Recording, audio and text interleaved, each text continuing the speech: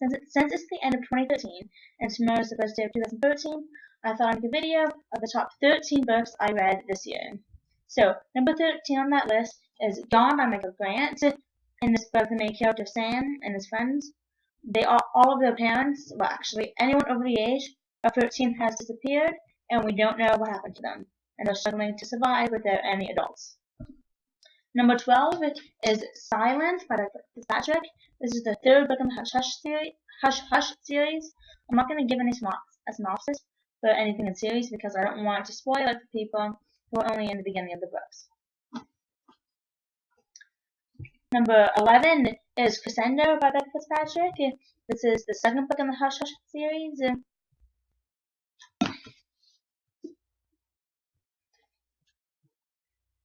11. Number 10 is Hush Hush by Doug Fitzpatrick. This is the first book in the Hush Hush series, and it follows Noah.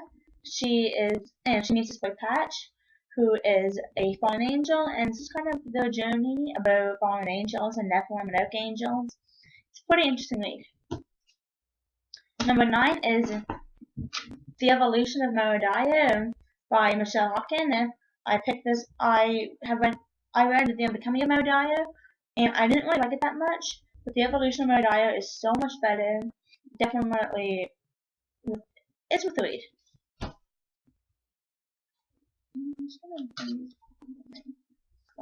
Number 8 is Shadowkiss by Michelle Mead. This is the third book in the Vampire Academy series. I would read these. This is a really good series. I've only read up to Blood Promise, which is the birth book, but the first 3 books are really amazing. So read the series is not what you really think it is about. Number 7, I think will be on everybody's list for 2013, which is The Darkest Minds by Alexandra Bracken. This is the first book in Alexandra Bracken's new series, The Darkest Minds. It's dystopian, and it follows this girl Ruby, and she escaped this rehabilitation camps, and all these kids have these powers, and they're just trying to adapt to them and learn how to use them. And you meet this boy named Liam, and Liam is wonderful. So read it for Liam if you don't know what else to read it for him. Number 6, we have Vampire Academy by Michelle Mead. This is the first book in the Vampire Academy series, and I adored it. It was really good. I was expecting it to be kind of cheesy and lame, but it wasn't. It was good. It was the fighting, and the main character Rose is really good. So I wouldn't even say if you like Twilight, like the vampires. That's pretty much the only similarity it is to Twilight. So I recommend this book to anybody. Then number 5 is Clockwork Prince by Cassandra Clare. This is the second book in Cassandra Clare's The Infernal Devices trilogy.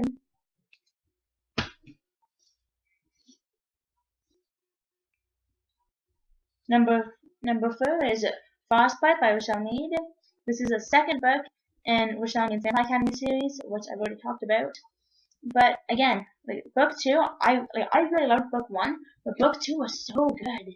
So even if you don't like book 1, read book 2. Then we get down to the final 3. Okay. My third book of 2013, I'm pretty sure, again, will be on everybody's list, is Clockwork Princess by Cassandra Clare. This is the third and final book in Cassandra Clare's Infernal Devices trilogy. It made me laugh, it made me cry. These books are truly wonderful. I definitely recommend them. Number 2 is Clockwork Angel by Cassandra Clare. This is the first book in Cassandra Clare's trilogy, Infernal Devices, and it follows Tessa Gray, who comes across these shadow hunters and kind of learns what they are and what they do. Tessa doesn't know what she is, so throughout the books we're trying to figure out what Tessa is. And there's this guy Moonman who wants to marry her, but there's a little bit of a love triangle between Jem and Will and Tessa, but Jem and Will are best friends. It's a spin-off to the Merle Instruments books. I prefer the Merle Instruments books, but a lot of people do prefer the Infernal Devices. If you like the Merle Instruments, I highly, highly recommend the Infernal Devices. I recommend the following advice to everybody, but the Metal Instruments. But if you like the Metal Instruments, you'll love these books too. And the third, and the first and final book, and yeah, and the first and number one on my 2013 list will probably be on everybody's list, and that is Elysian by Veronica Roth. Elysian is the third and final book in Veronica Roth's Divergent trilogy. If you haven't read Divergent yet, I don't want to know what you've been doing, because it's been like the thing to do. But no, a fantastic read. It came out in October, and I loved every minute of it. I laughed at it, I cried at it. I'm not going to give any spoilers for it, but again, I highly recommend this series. Divergent is my favorite book. Elysian did not disappoint. These books are truly fantastic.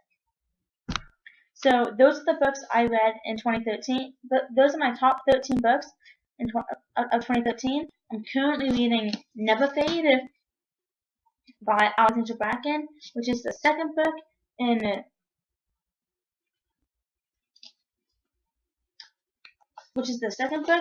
Darkest Minds. And so read these two books. I would pick them up. And like the Darkest Minds is a little bit slow, but Never Fade is a lot. I'm only that far into Never Fade. I'm on page 199. So I'm 200 pages into it, and I am loving it.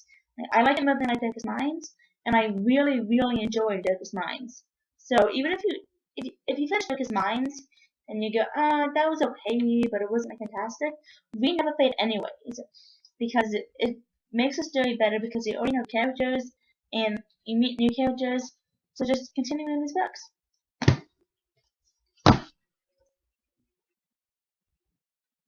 So that is it. Bye for now. So that is it. Bye for now.